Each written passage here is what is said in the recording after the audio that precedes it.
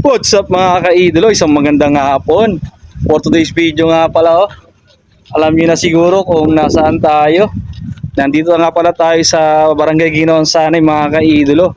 At tayo nga ay makisyoso at makikigulo dito sa nangyaring ang pagbulwak ng tubig mula sa ating lawa na nagdulot nga ng pagbagsak ng tinatambak na lupa rito para sa gagawing coastal road papuntang Binitagan mga ka-idolo. Ito nga pala, papakita ko sa inyo yung nagtitrending ngayon sa Facebook na bumulwak na daw ay may bulkan na puputok daw dito mga ka-idolo, pero ito ay talang fake news po mga ka-idolo dahil wala pong report ang P-Box dito na talagang may puputok na bulkan dito sa ating isla.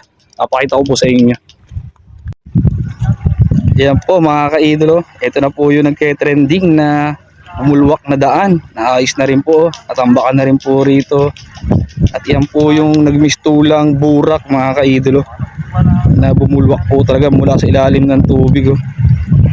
Talaga pong meron po daw bukal dito dahil ang isla po ay marami pong yamang katulad ng hot spring, kaya mainit po yung singaw.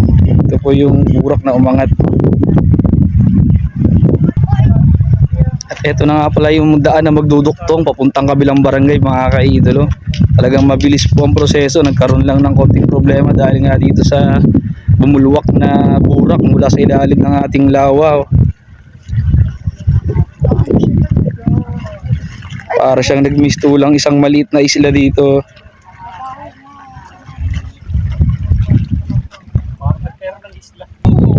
Ayan mga ka-idolo, may mga tao rin po rin nung meron pong tinitignan dito, nakikisosyo rin po kami.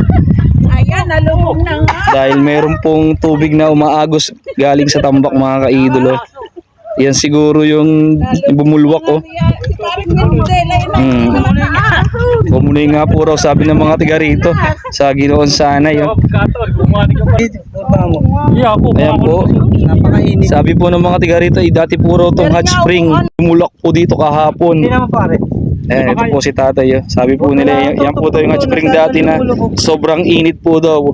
Ay natambakan po siya ng lupa, kaya po siguro nag-pressure yung init niya. Napakainit nga, grabe. Ayan, napakainit. Ibabad mo daw yung paa mo. Ayan, nautin na mo may Ayan, no? bumubura. Tinetesting po ni tatay po. Talagang sobrang init po raw.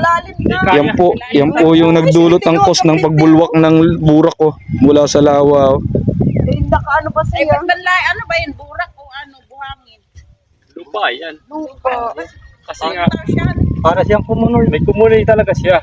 Sino mo umay bumubura? Ayan, Kaya nga kumuha siya ng isla doon. dating hot spring po ito na tinambakan ng gawa ng daang coastal road mga ka-idolo.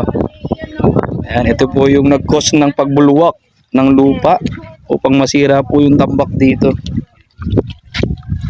Ayan po.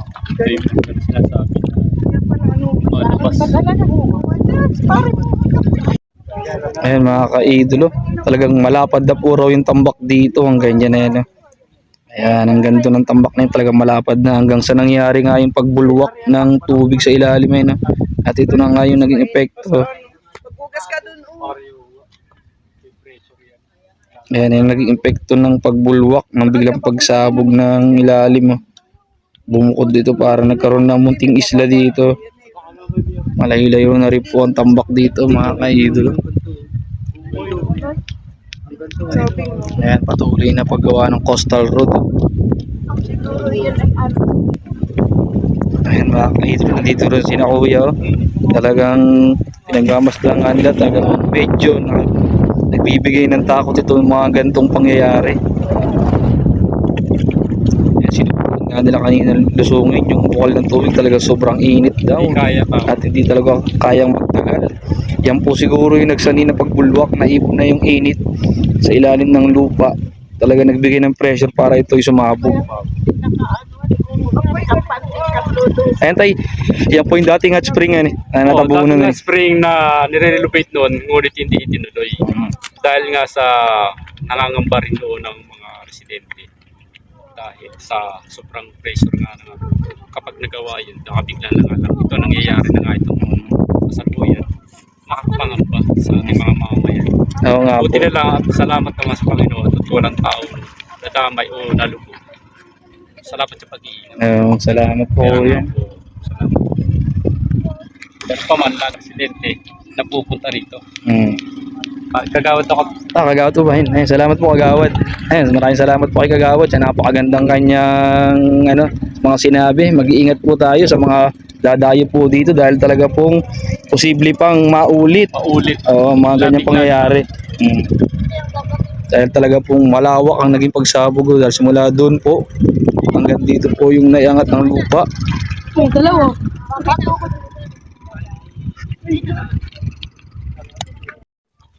Ayun mga ka-idolo, nakakausap nga pala natin si Kagawad. Meron nga pala talaga ditong hot spring mga ka-idolo na natabunan na ng ginagawang coastal road. Ito yung isang dahilan kaya ito ay biglang pumutok o sumabog dahil nga na pressure na yung init sa tambak na lupa mga ka-idolo. May hot spring daw dito talagang hindi raw to pwedeng pagbabaran dati dahil sobrang init ng tubig. Hindi kagaya doon sa isang hot spring mga ka-idolo sa may kabila na pwede mong pagbabaran. Ay dito talaga daw ay sobrang init. Yan po yung nagiging isa kong nakikitang dahilan ng pagsabog mula sa ilalim dahil nga na pressure na yung init gawa ng tambak na lupa mga ka-idolo.